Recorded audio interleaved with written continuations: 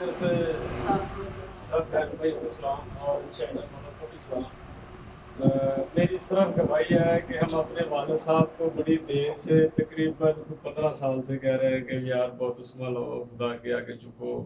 اور میرا والد صاحب کہتا تھا یار اچھا یار جب میرا ٹائم ہوگا، جب میرا دل کرے گا میں ضرور کہوں گا۔ میری والدہ نے بھی کہنا، میں نے بھی کہنا،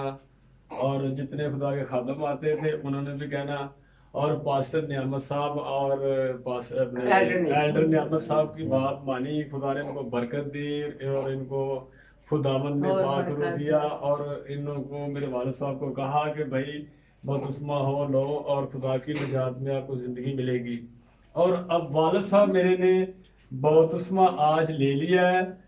آج پینتی کوس کا دن بھی ہے، اور خداوند کا شکر ہے کہ ہمارا دل شکر سے بھرا ہوا ہے، اور ہمارا ایمان ہے کہ خدا کے حضور یہ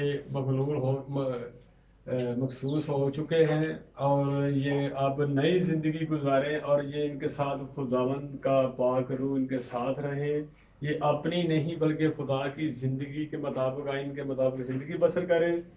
اور میری یہ درخواست ہے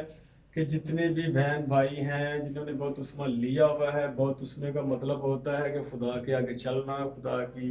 باتوں پر عمل کرنا۔ پانی جب کوئی ٹھہر جاتا ہے تو وہ خراب ہو جاتا ہے، جب پانی چلتا ہے وہ چلتا جاتا ہے تو وہ پاک ہو جاتا ہے۔ بپتسمے کا مطلب یہ ہے کہ آپ خدا کی خدمت کریں، خدا کے آئین کے مطابق چلیں، بہت سی روحوں کو بچائیں، اور جتنا بھی ہو سکتا ہے رات دن صبح شام خدا کا شکر ادا کریں، کیونکہ وہ خدا زندگی دینے والا قدوس خدا ہے۔